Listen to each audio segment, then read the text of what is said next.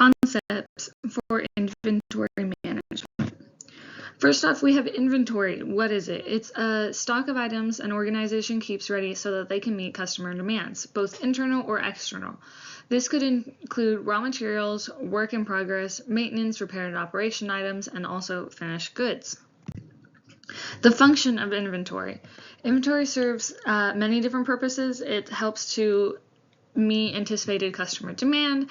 It's going to help protect against stockouts. We don't want to run out. Smoothing production requirements. We want to make steady use of our resources and decoupling operations. This means allowing one stage of production to run even if the previous stage is temporarily halts, and it also allows the firm to take advantage of order cycles or guard against price increases. Inventory is acting as a buffer. It's ensuring the business can meet expected needs while also providing flexibility against unexpected disruptions or market changes. The objectives of demand types and requirements. Sorry, that's later. So the objectives of inventory management. So the main challenge is achieving a good balance between inventory investment, the cost, and customer service. Poor management means we can have overstocking, so we would waste money on storage, but understocking means we would be potentially losing sales. These are the two most important decisions we're making, is how much to order and when are we going to be ordering them.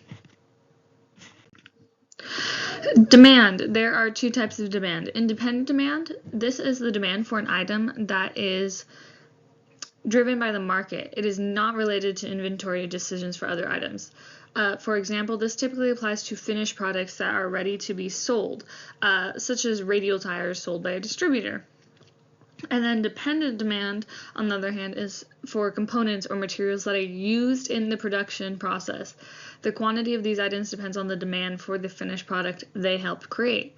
This would apply to raw materials and sub-assemblies. Kind of like when we later get into the legs required to build the chair, this is going to be based on the demand for the finished chair.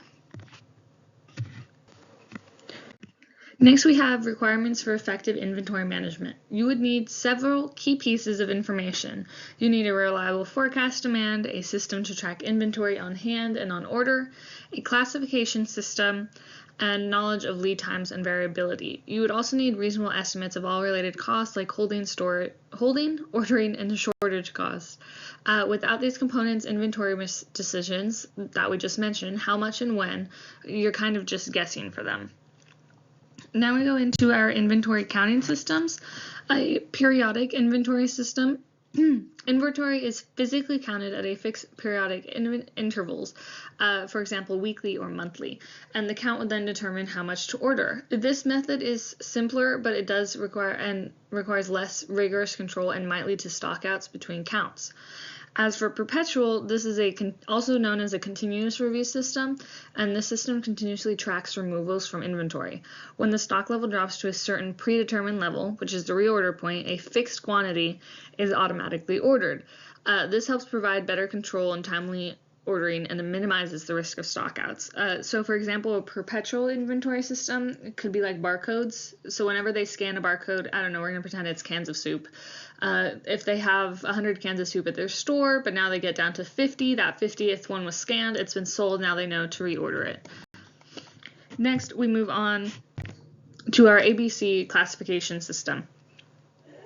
So this is a method of prioritizing control efforts based on an item's importance. It's usually measured by its annual dollar value.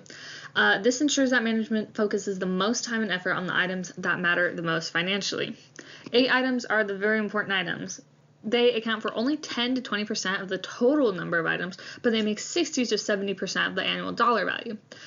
These are going to require the most stringent control.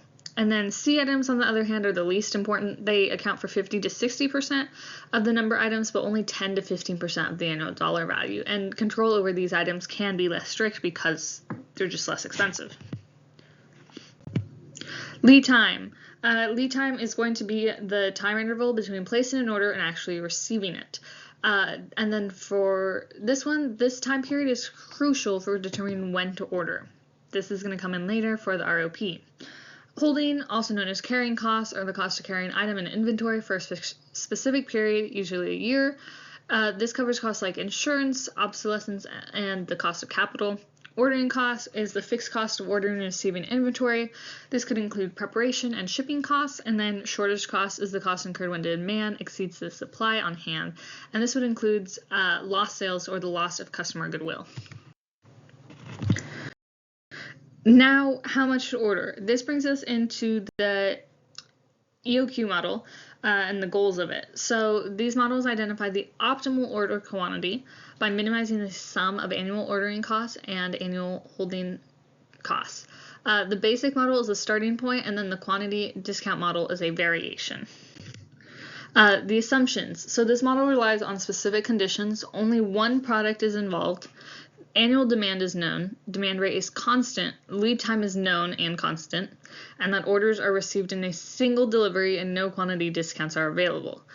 These assumptions help simplify the real world to find theoretical optimal.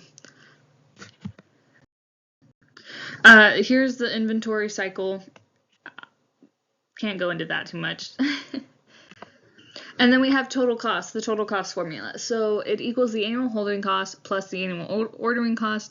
We will use these more when we get into the problems. Cost minimization goal, kind of that U-shaped curve. And then, let me see. So it's a U-shaped curve, and the ordering cost and holding cost curves move in opposite directions. Ordering cost drops as Q increases, and holding cost rises as Q increases. This is important because the minimum total cost occurs exactly where the annual holding costs and annual ordering costs are equal. So the optimal order quantity is going to be the formula derived from setting the two cost components equal to each other. We have all that information here. This is an example that he went through, and then we now have our quantity discounts. This is a price reductions offered to induce customers to buy in larger quantities. This makes the decision a little more complex because while the item cost drops, the holding cost is normally going to rise. The goal is to select the order quantity that minimizes the total cost, including purchasing price. So total cost formula with purchasing cost. When discounts are involved, the total cost has to include the annual purchasing cost as well. And steps to follow for calculating. So since the holding cost is often a percentage of the unit price, H is going to change for every price break. So we have to start with the lowest unit price, calculate the EOQ, and if that's not feasible, that means it doesn't meet the quantity requirements for that price. Again, I believe that is shown in one of the practice problems later in a different video. Then you must compare the total cost of the price breaks with the total cost of any feasible EOQ found. And then we want the quantity that's going to yield the lowest total cost. Here is an example he gave, and then we go into our reorder point ordering. Reorder point. This is the quantity on hand of an item that triggers the placement of a new order. This is determines when the order must be placed. Our safety stock is extra stock held above expected demand to protect against variations in demand or lead time. This helps to reduce the risk of a stock out during lead time. Service level. This is the probability that demand will not exceed supply during the lead time. Stock at risk is 100% minus stock at risk. That's going to find our service level. The higher safety stock leads to a highest service level and a lower stock at risk. These are some of our determinants, and then we have ROP under certainty. This means if demand and lead time are both constant, there's no need for safety stock. So this is going to be the simplest formula because we don't need safety stock. ROP under uncertainty. So this is when demand or lead time varies.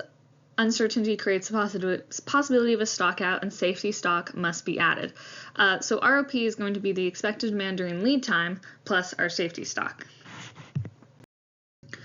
Here's an example, some slides of safety stock that he gave us.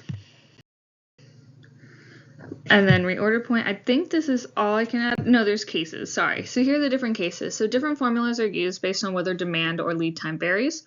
So we have case 2, which is going to be when demand varies but lead time is fixed. Case 4 means both vary and require increasingly complex formulas.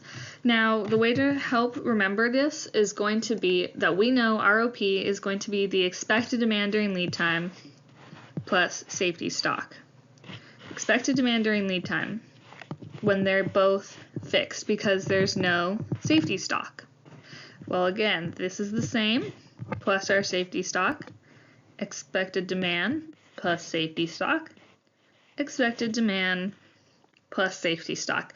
Again, this one is so much more complicated because our safety stock is going to have to be, I don't know if harder is the right word, but because we have safety stock, more safety stock potentially, because both demand and lead time vary. Because this one only has one of them varying, it's going to be a little easier to solve. I believe, is this all of them? Yeah, and then I think these are just going to be some practice